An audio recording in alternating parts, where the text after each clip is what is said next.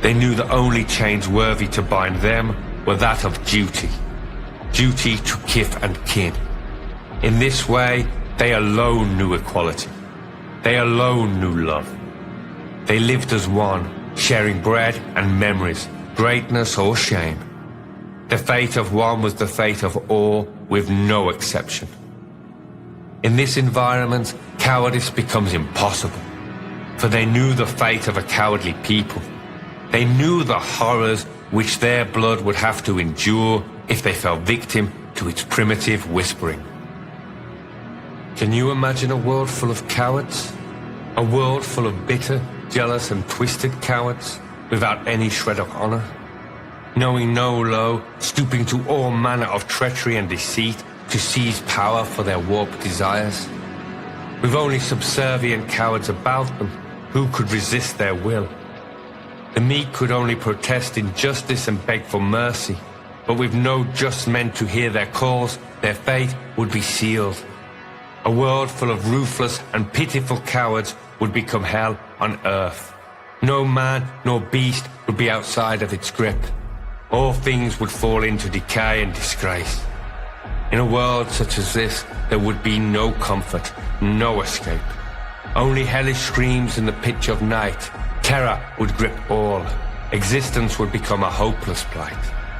For all its reasoning, it would become a world of torture and suffering with no end in sight. This is why our ancestors abhorred cowardice. This is why they refused to take up tactics and laws unfitting of their noble nature. This is why the Cimbri chose noble death. This is why Boudica screamed no more.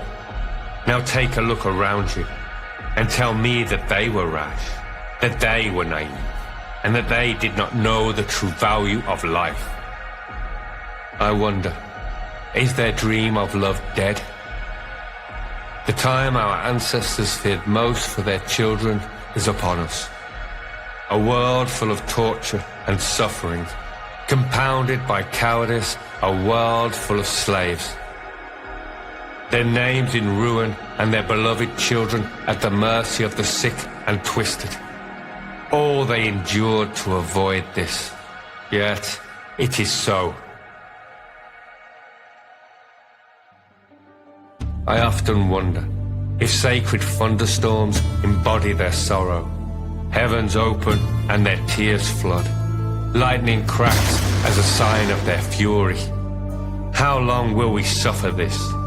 How long will we reduce our love to excuses for our cowardice? The question is, are we worthy of our ancestors' names? Are we able to pick up their ancient shields and beat them in rhythm once again? Can we muster the courage to lift our voices and make the earth tremble to the chorus of our ancient names? Do we have the courage of heart to put an end to this suffering one way or another? Or have we forgotten how to live and love in a manner befitting of our noble blood? Will we be the cowards that choose to value our fears more than all that we love, and consign our descendants to a world without hope? The choice is yours.